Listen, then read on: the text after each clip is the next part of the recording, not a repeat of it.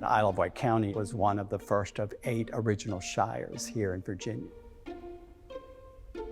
When the citizens of Jamestown started moving out, they needed to put some governmental structures in place. Its location to the Pagan River made it easy accessible for waterways. Elizabeth Bennett Young was the wife of the deputy clerk courts at the time. His name was Nathaniel Young.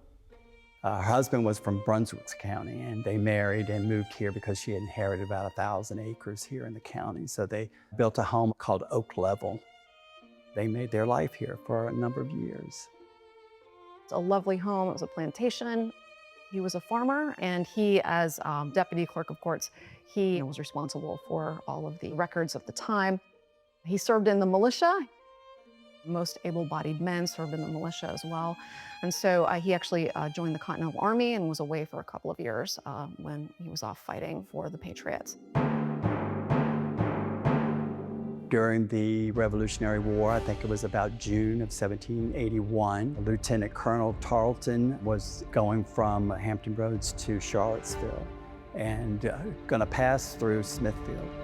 Bannister Tarleton has a very nasty reputation. There was kind of a precedent that had been set. There's a long military history of the enemy going in and destroying records.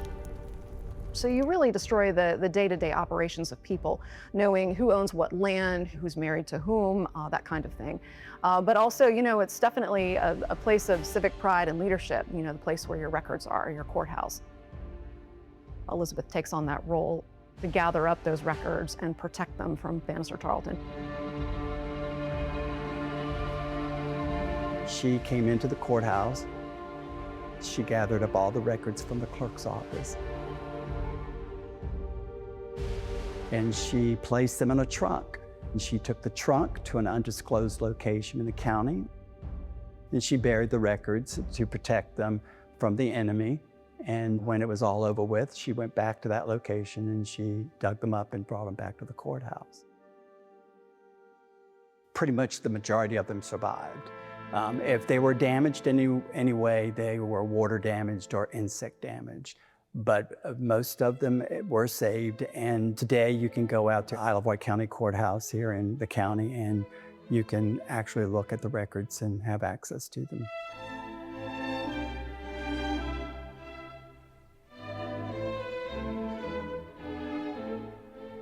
When our visitors come to the courthouse, we always tell them the story about saving of the records, because not only do they give us important family information, but they also gives us information about the structure of the court system from 1750 to 1800.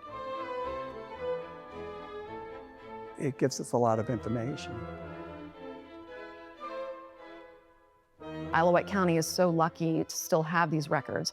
A lot of places don't. A lot of counties have significant gaps in their records, and a lot of cities as well. Some of them are referred to as burned counties.